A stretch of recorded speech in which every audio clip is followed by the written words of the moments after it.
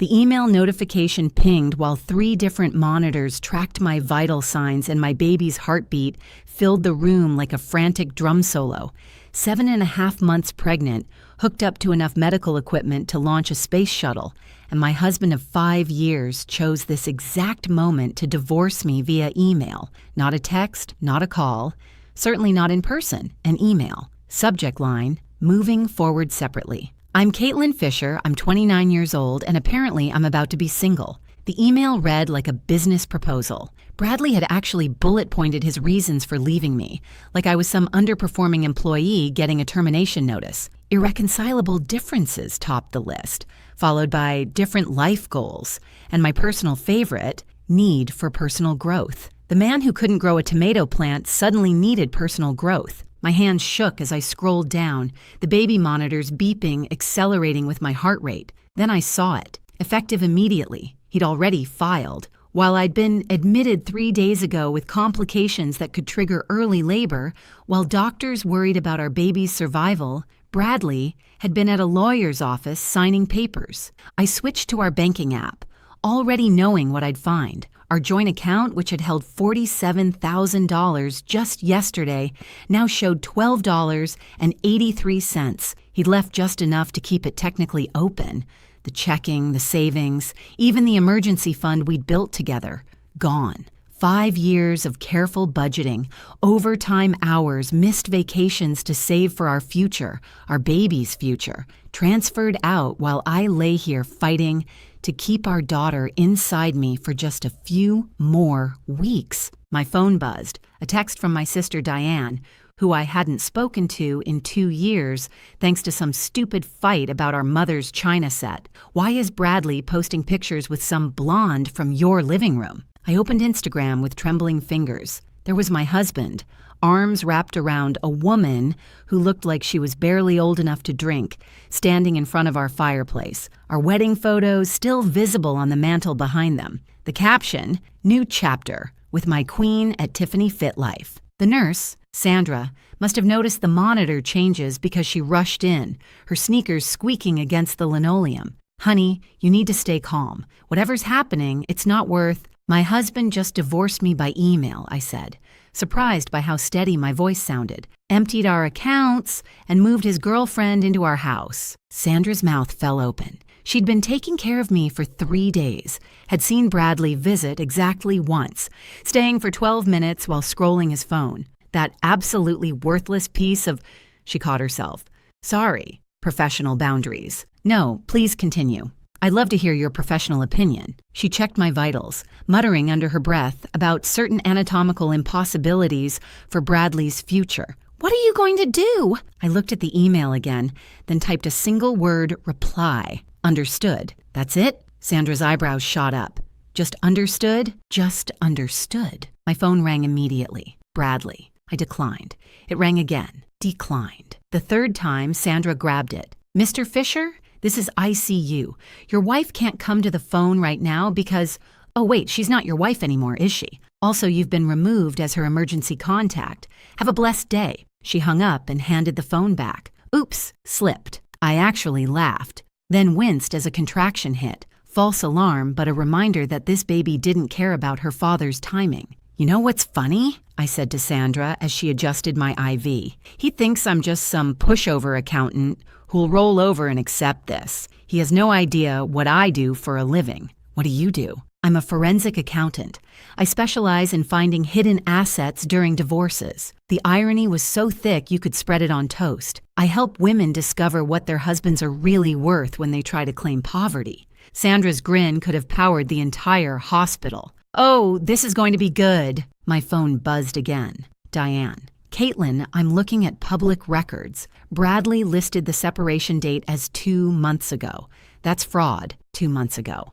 When I was 5.5 months pregnant and he was supposedly at a conference in Denver. I pulled up his Instagram again, scrolling back. There she was, Tiffany, his CrossFit trainer, posting selfies from Denver that same weekend. The conference he'd charged to his company card. Another text, this time from Roger, my business partner. Bradley just called asking for your client list. Said you're transferring your accounts to him. I told him to perform an anatomically impossible act. You okay? The contractions were getting stronger. Not active labor, but warning shots. Stress-induced, the doctor had warned. I needed to calm down, but how exactly does one stay zen when their life is imploding via email? Sandra returned with the doctor, who looked at my chart with concern. Mrs. Fisher, your blood pressure... Hey, Ms. Morrison, I corrected. My maiden name. Effective immediately. The doctor paused, then nodded. Ms. Morrison, we need to keep you stable. Whatever's happening in your personal life is being handled, I said, pulling up my laptop.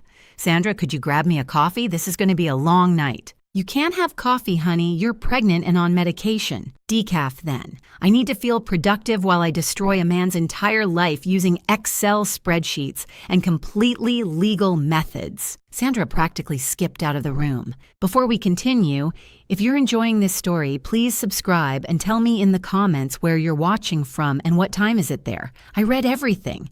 Thank you so much for your support. The morning brought revelations like a Black Friday sale. Everything was shocking and somehow got worse the more you looked.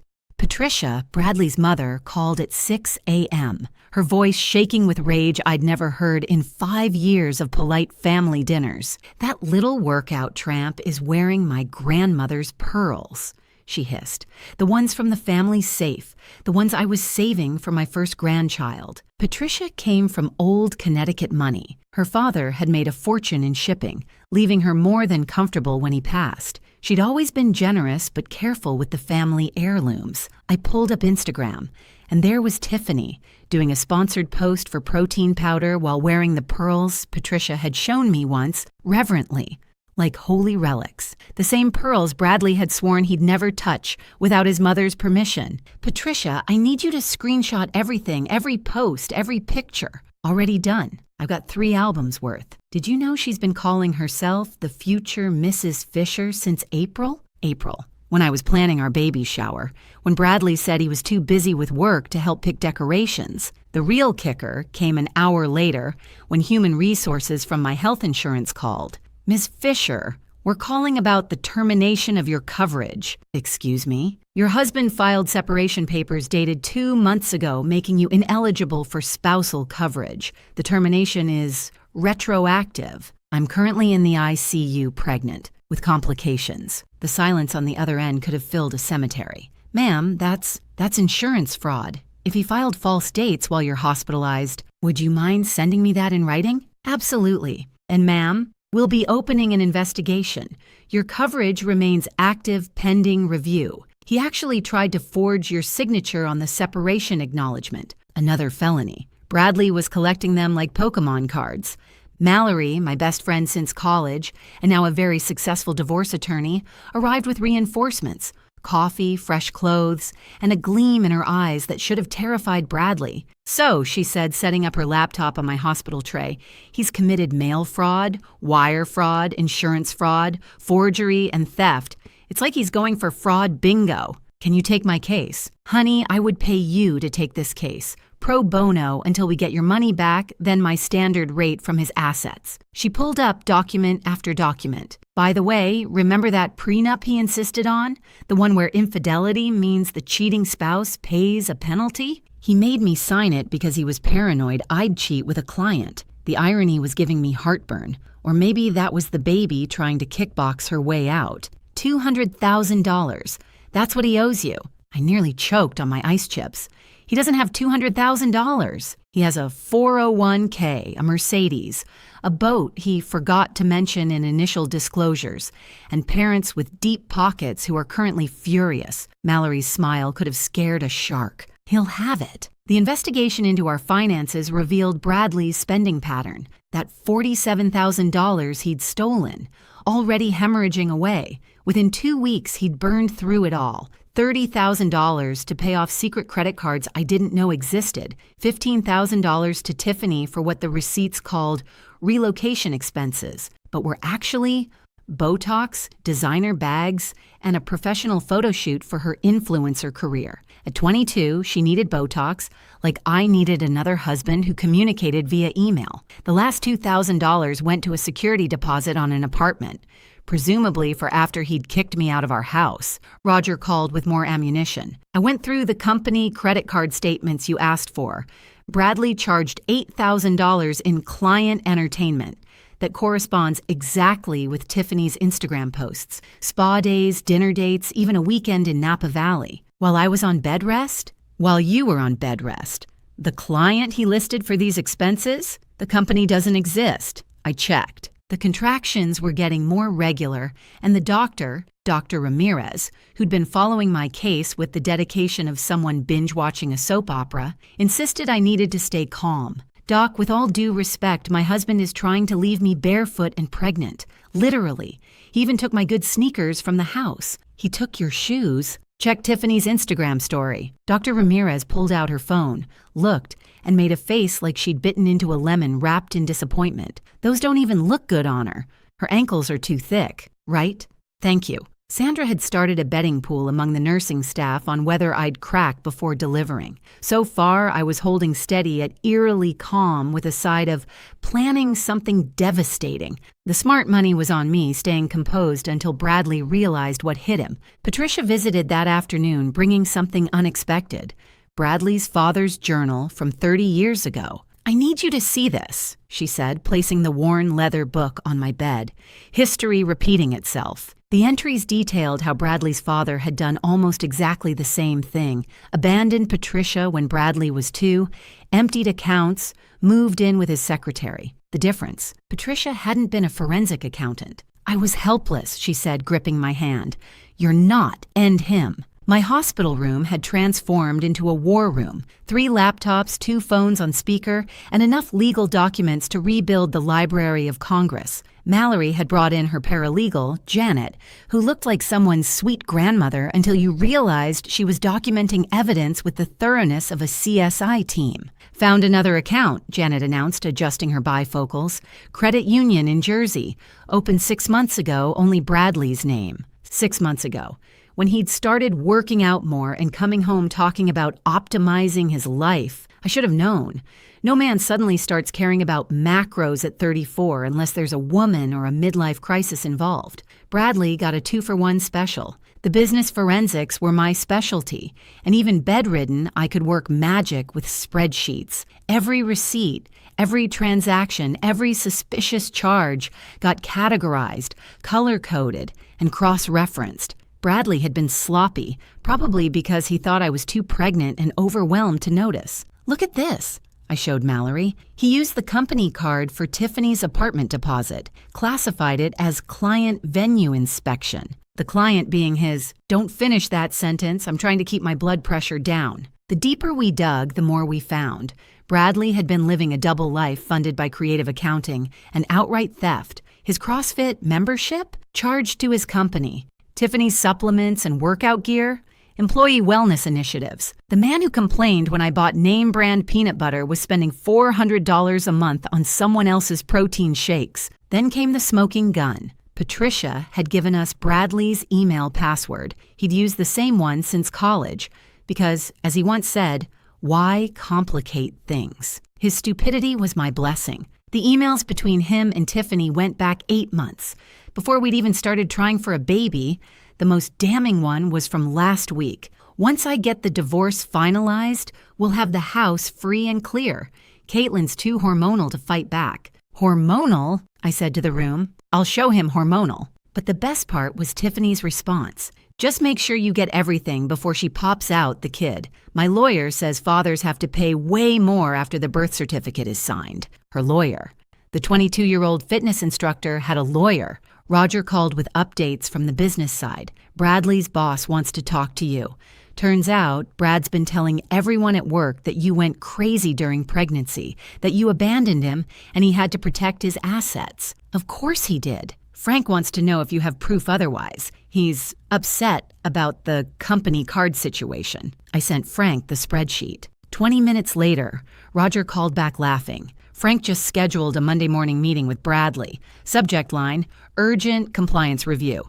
He's done. Dr. Ramirez checked on me again, this time bringing her resident, Dr. Kim, who looked about 12 but had the exhausted eyes of someone who'd seen everything. Your blood pressure is actually improving, Dr. Ramirez noted, surprised. Most people in your situation, most people aren't building a revenge portfolio while on bed rest. Dr. Kim pulled up a chair. Is it true your husband posted gym selfies while you were in surgery yesterday? How did you? The whole hospital is following this. Radiology has a PowerPoint presentation tracking the timeline. The investigation revealed Bradley's biggest mistake, the house. While both our names were on the mortgage, the down payment had come entirely from my inheritance from my grandmother. I had the paper trail. Bradley had contributed exactly nothing except opinions about the curtains. Mallory was building the case like a prosecutor, preparing for the trial of the century. Abandonment during medical emergency, theft, fraud, adultery with evidence, insurance fraud, forgery, and now embezzlement from his employer. It's like he read a guide on how to lose everything in divorce court and thought it was an instruction manual. My sister Diane had become an unexpected ally, using her social media skills to document everything Tiffany posted. She just uploaded a video tour of her house. She's showing off your grandmother's china, the set we fought about. Want me to comment? No. Let her keep posting. Every video is evidence. The contractions were getting stronger, but I refused to give birth until everything was in place. This baby would not arrive into uncertainty. Sandra joked that I was the first patient she'd seen literally scheduling labor around litigation. You can't actually control when you give birth, Dr. Ramirez reminded me. Watch me. Patricia brought dinner, homemade soup, not the hospital's attempt at food that looked like it had already been digested once. She also brought news. Tiffany's been selling your jewelry on Facebook Marketplace. I nearly dropped my spoon. My jewelry? Your grandmother's engagement ring. Listed for $2,000. It's worth $15,000. The engagement ring my grandmother wore for 60 years. The one she left specifically to me. The one I kept in the bedroom safe. Bradley must have watched me enter the code during one of his fake, loving husband moments when he pretended to care about my pregnancy. Screenshot everything.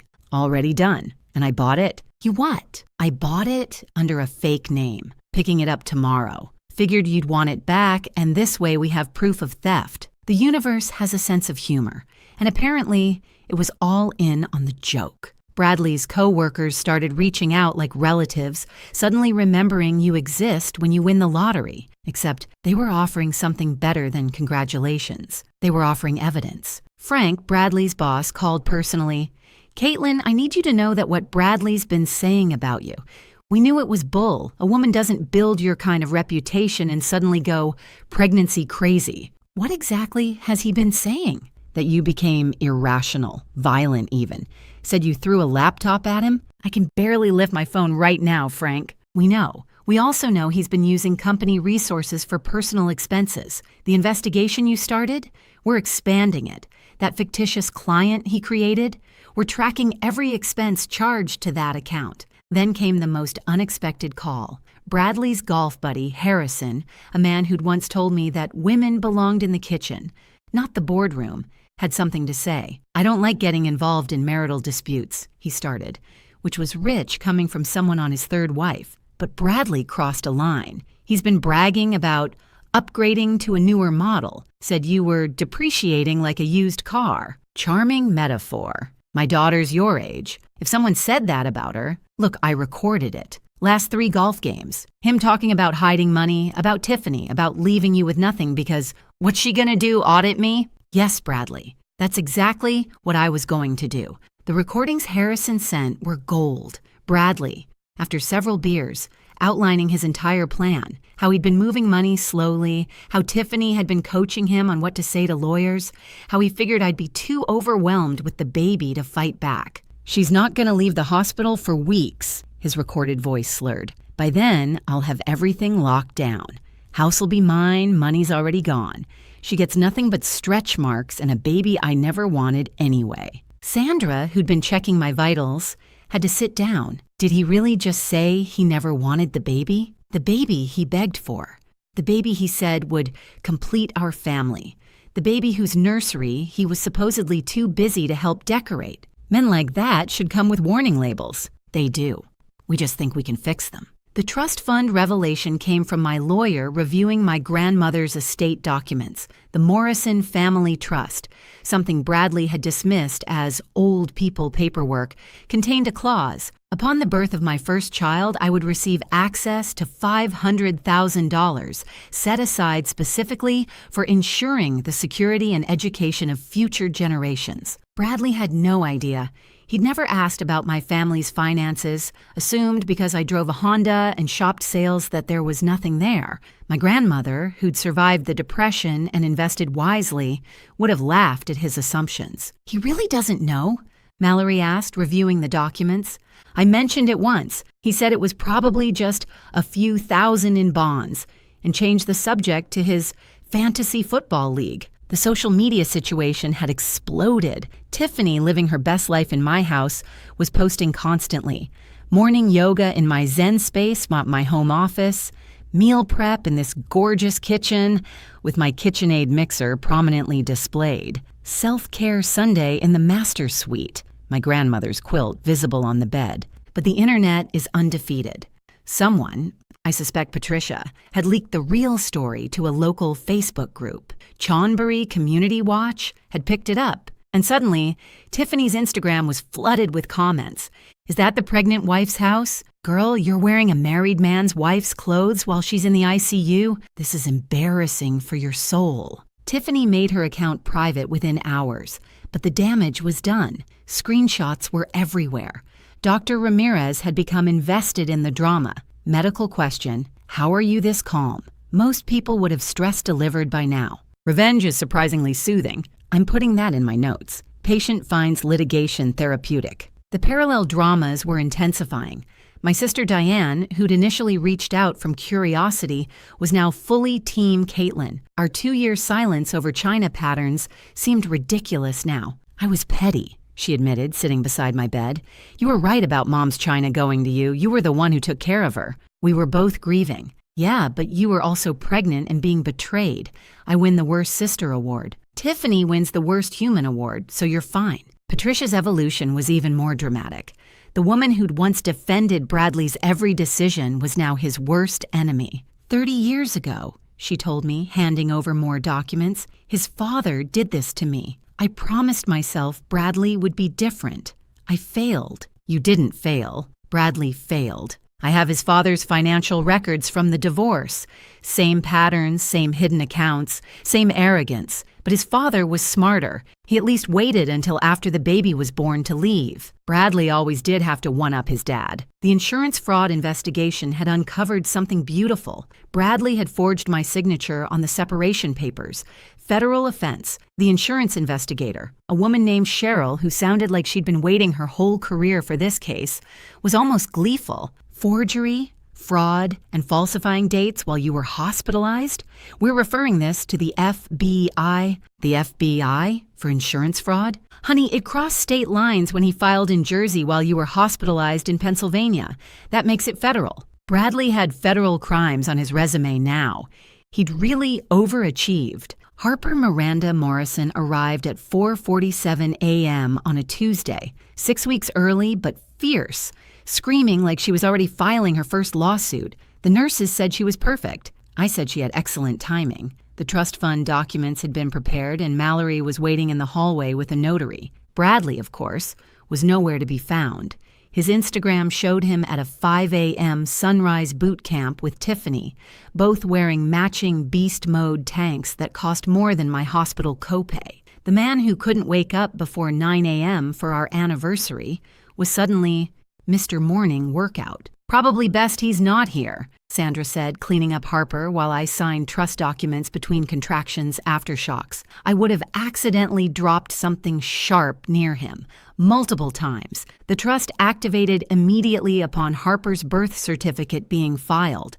$500,000, protected in an ironclad trust Bradley couldn't touch, even if he knew about it. My grandmother, a woman who'd survived the Depression by hiding money in coffee cans, had apparently learned about proper estate planning in her later years. Roger, my business partner, had spent the night running forensics on Bradley's company expenses. The total was staggering. $67,000 over 2 years in miscategorized personal expenses. He expensed their couple's massage as client relationship building, Roger reported, disgust dripping through the phone. The client he listed doesn't exist. We verified with business registrations. Completely fabricated. Shocking. He also claimed Tiffany's entire CrossFit certification course as professional development. For a financial analyst, $8,000. Well, he did develop into a professional criminal. Dr. Ramirez came to check on us, cooing over Harper before turning serious. The insurance company called. They're expediting approval for all your care, including Harper's NICU stay if needed. Apparently, someone high up is very interested in your case. That someone turned out to be Cheryl's boss, a woman named Director Williams, who'd been waiting for a clear-cut fraud case to make an example. Bradley had volunteered himself as tribute. Patricia arrived with coffee and news. Tiffany's moving out. I nearly dropped Harper. What? She found out about the FBI investigation. Also discovered Bradley's broke. She's been Instagram living on credit cards he's maxing out. Girl thought she was getting a sugar daddy. Got a Splenda father instead. Splenda father? Fake sweet and leaves a bad aftertaste. Even exhausted from delivery, I had to laugh. Patricia had developed a savage sense of humor in her fury. The forensic accounting was revealing more every hour. Bradley had opened 6 credit cards I didn't know about, all nearly maxed, totaling $45,000 in debt. He'd been juggling minimum payments by stealing from our joint savings. The house of cards was collapsing. He's been taking cash advances to pay other cards, Mallory explained, reviewing the statements. Classic Ponzi scheme, except he's both the scammer and the mark, Frank called with an update. Bradley's been terminated effective immediately. We're pressing charges for embezzlement. His final check will go directly to restitution. He doesn't know yet? He'll find out Monday morning when his keycard doesn't work. Security's been instructed to record it for documentation purposes. The poetry of it. Bradley, who'd ambushed me with divorce papers via email, would be ambushed with unemployment via disabled door access. Janet, Mallory's paralegal, had been building a timeline that looked like a conspiracy theorist's wall, except every connection was real and documented. Look at this, she said, proud of her work. April 2nd, Tiffany posts about new beginnings. April 3rd, Bradley opens the Jersey account. April 4th, first major withdrawal from your joint savings. It's like he was following a how to commit fraud checklist. He really thought he was smart. Stupid people often do. Harper was thriving despite being early. The NICU doctors said she was impressively loud for a preemie. I told them she inherited her mother's ability to make herself heard. Diane had been managing the social media documentation, and the internet had turned on Tiffany completely. Someone found her old posts about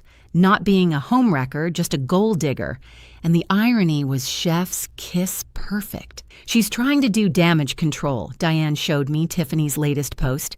Says she had no idea you were pregnant or married. The woman was wearing my maternity clothes in her workout videos. Yeah, that's being pointed out repeatedly in the comments. Also, someone found the wedding registry you and Bradley had online.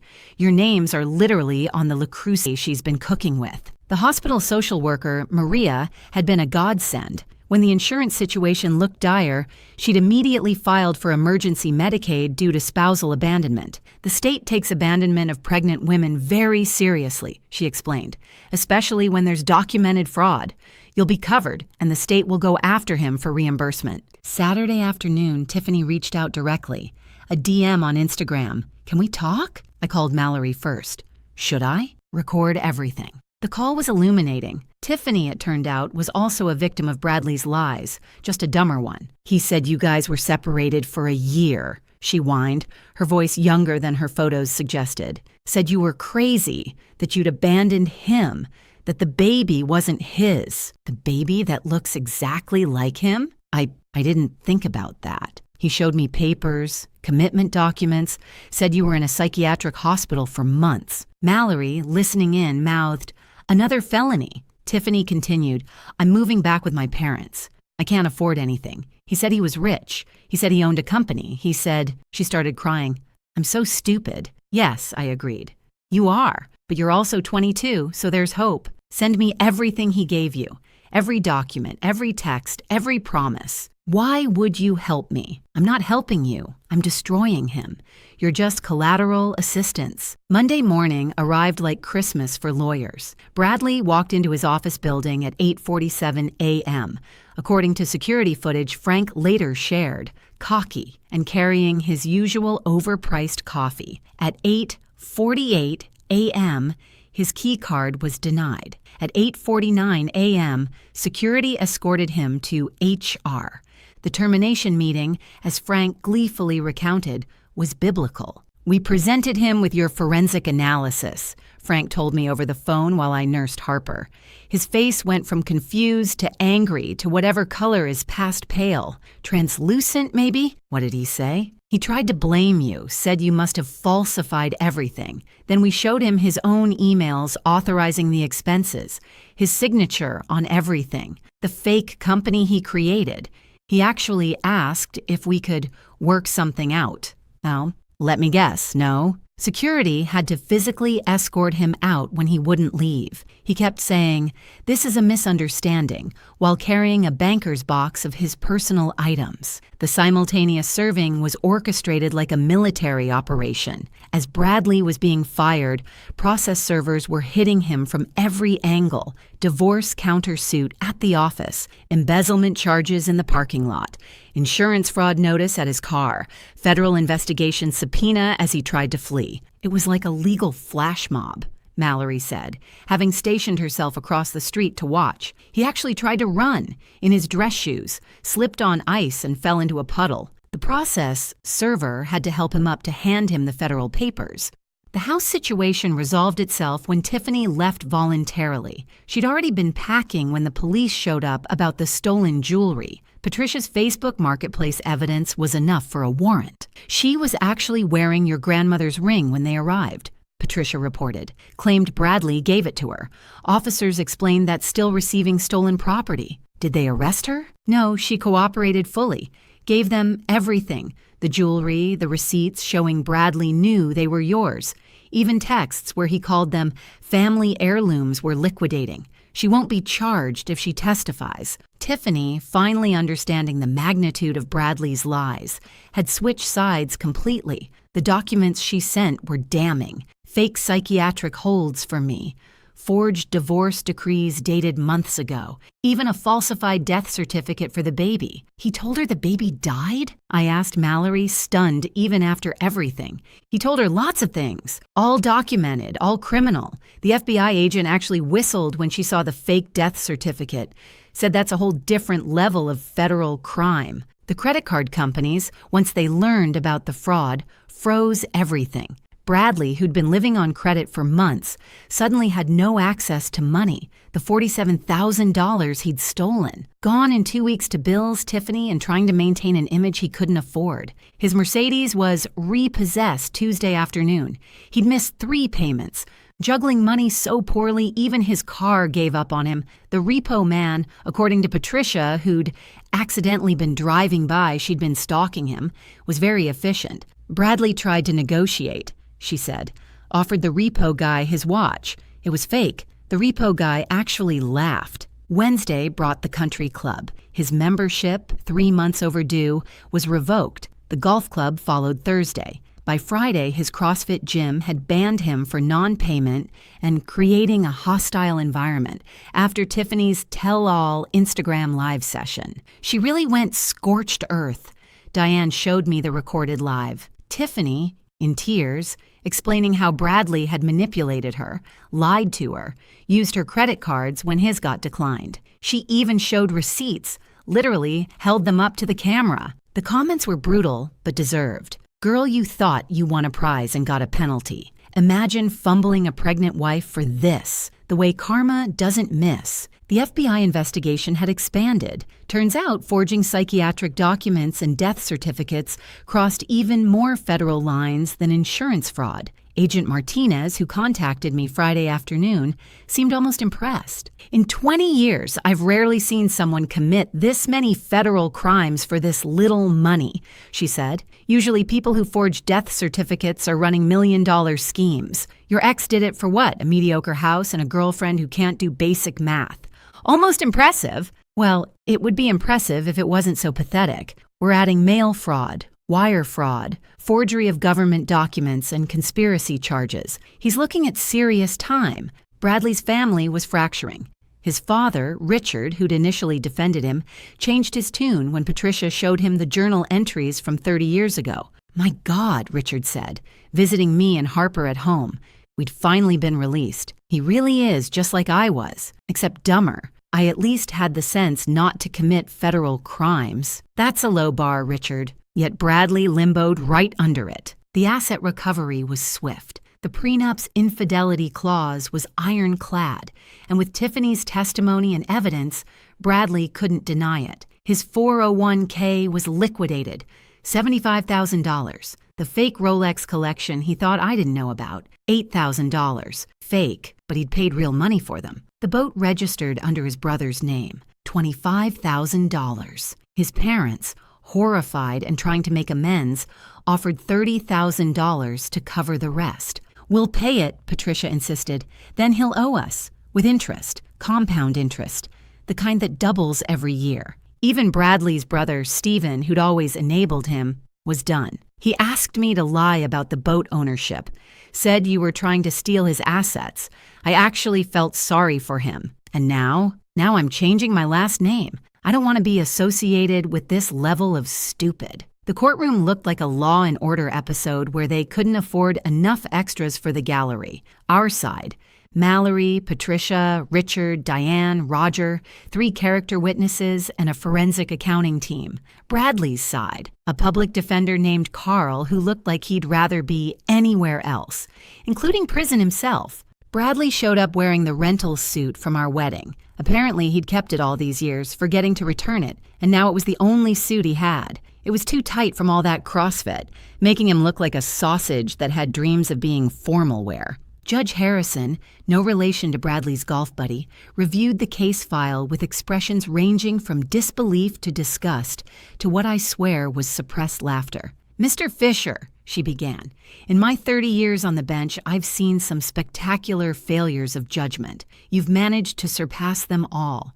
You've committed crimes I didn't know existed." Bradley tried to maintain dignity. It was like watching a wet paper towel pretend to be cloth. The evidence presentation was methodical destruction. Mallory started with abandonment, leaving a pregnant wife in ICU with complications, then theft, the $47,000 plus everything since, insurance fraud, the forged documents, the false dates, wire fraud, crossing state lines, mail fraud, using USPS for fraudulent documents, embezzlement, $67,000 from his employer, identity theft, forging my signature, false documents, the psychiatric holds, and death certificate. "Your Honor," Mallory said, "Mr. Fisher didn't just burn bridges. He committed arson across 3 states and federal jurisdiction.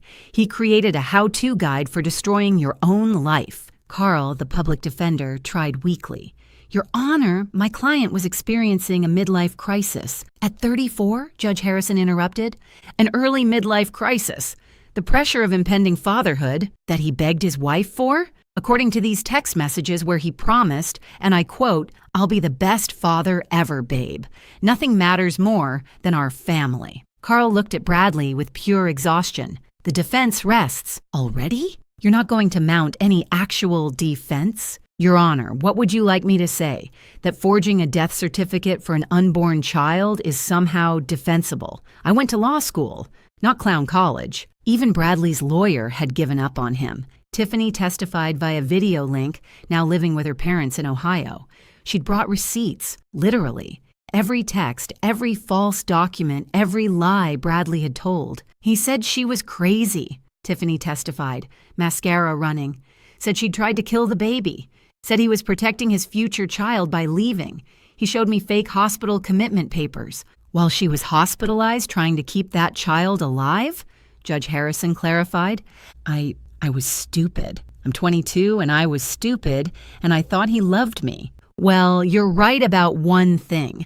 You were spectacularly stupid." Even Tiffany's lawyer winced at that. The financial forensics were presented in excruciating detail. Every falsified expense, every stolen penny, every lie documented in color-coded spreadsheets that Roger had designed specifically to be so simple even Bradley could understand them. Bradley tried to speak in his defense.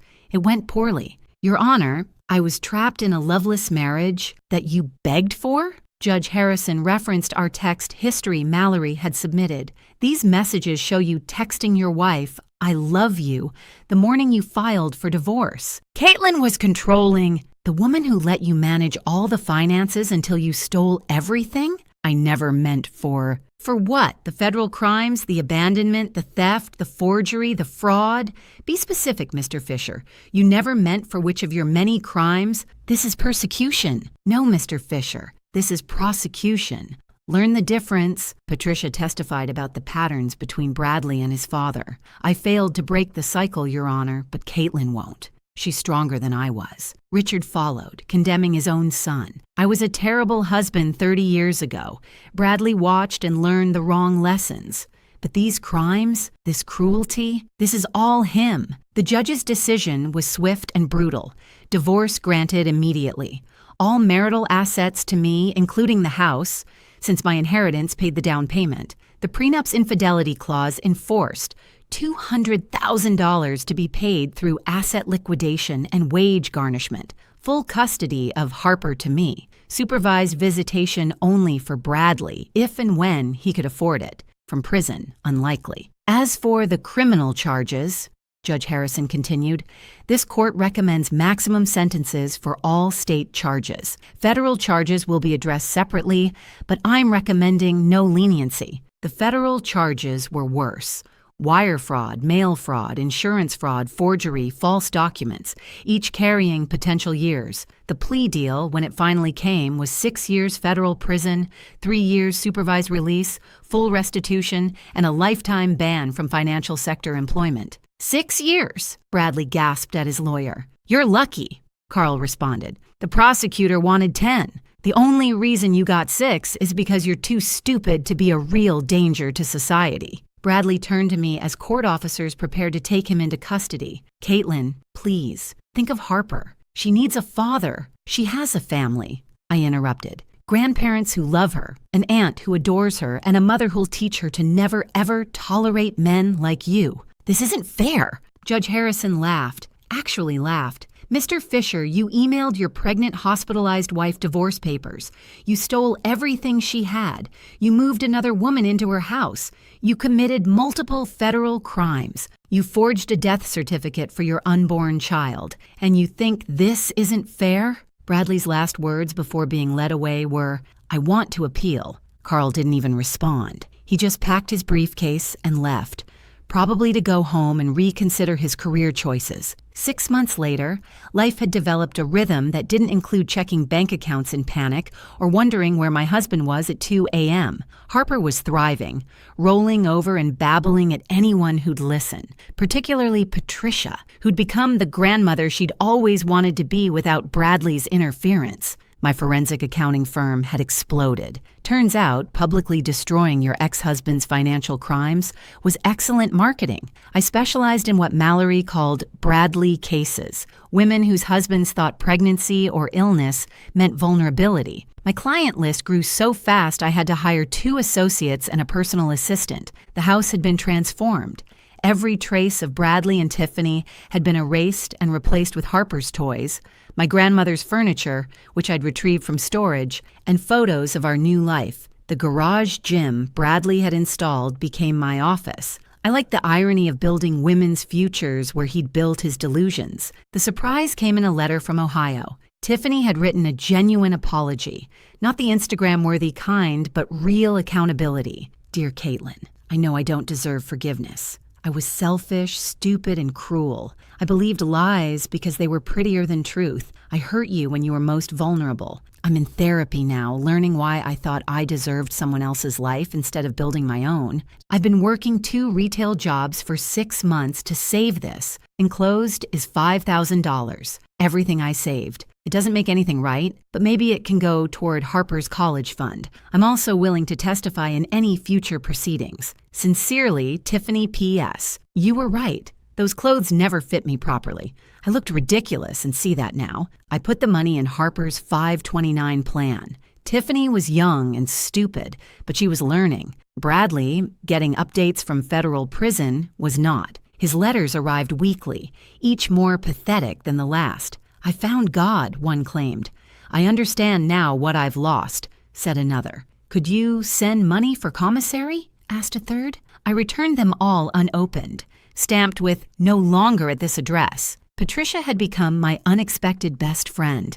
We met for coffee every Thursday while Harper charmed the baristas. I got another letter from Bradley, she said one morning, pulling out an envelope covered in prison stamps. He wants me to convince you to let him see Harper. What did you tell him? Nothing. I sent him back a photo of Harper wearing a onesie that says, "My daddy's in federal prison for financial crimes." Diane found it on Etsy. They make those. Apparently there's a market. Who knew? Diane and I had repaired our relationship completely. The china set that had divided us now sat in my dining room, used for Sunday dinners where we laughed about everything except the past 2 years. Remember when we didn't speak for 2 years over plates?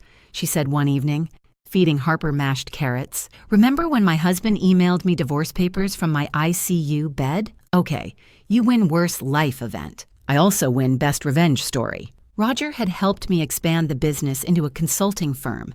We worked with divorce attorneys, helping women discover what their soon-to-be ex-husbands were really worth. The Bradley method, as we called it, had uncovered millions in hidden assets across dozens of cases. You turned trauma into a business model, Roger said, reviewing our quarterly profits. Capitalism at its finest.